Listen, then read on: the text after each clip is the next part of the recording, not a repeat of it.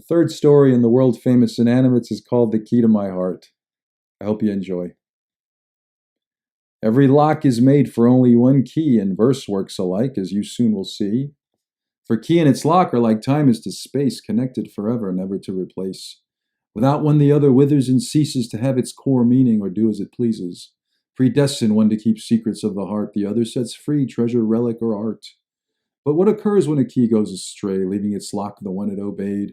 Such is what happened to the key to my heart the day she decided to get a fresh start. And leaving her master lock, stock, and barrel, headed out to the world for frolic and travel. To find something new, something sworn she had missed. The old ways were boring, new life with a kiss. From a new lock, not that the old was that bad, but it's true what they say, once it's had, then it's had.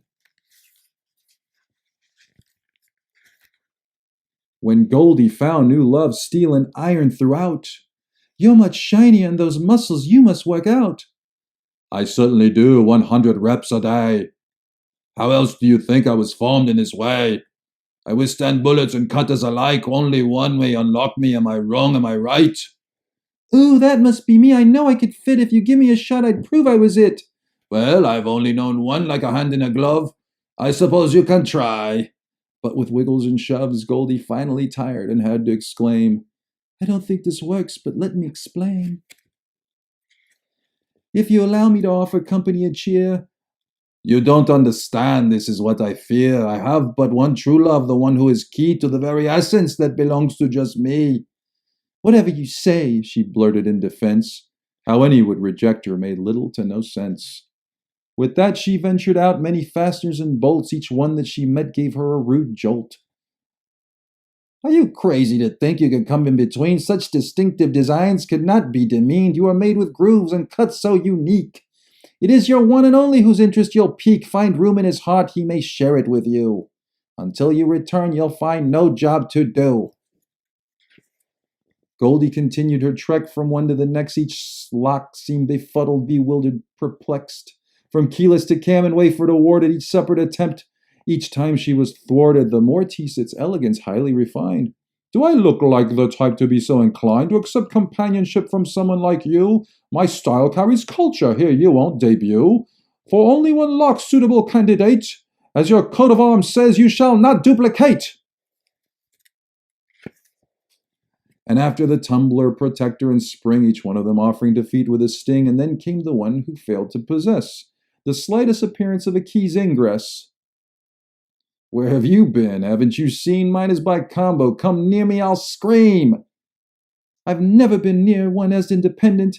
Get back to your own, or you will regret it, and suffer the wrath of keys left to the dust. Ere soon take them over, then covered with rust. Unable to call home not even the one who was tailored for you, to whom you must run. So do a great deed, no matter the cost. Turn around, leave me be, and forever get lost. Moi, turn to rust? It could never be. I'm too marvelous for such to happen to me. Perfect in frame, neither skeleton nor fat.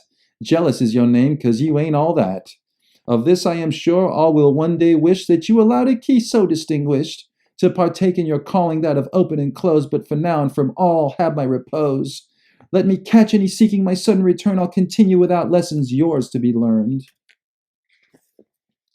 And with this stipulation, Goldie disavowed all locks, even me, and then and somehow she was never complete as she started to stir all the lonely places through which she wandered. As time continued to swallow the seasons, Goldie became jaded for plenty of reasons, unable to fit into any and none, relentless the rust on a key that was shunned. Then the worst of all thoughts, she may just be done, not even her own, whose heart she'd once won. I wonder what happened to my one and only, the lock I was made for. Could he be lonely? Perhaps if I returned to that place I have known, my lock would be waiting for me all alone.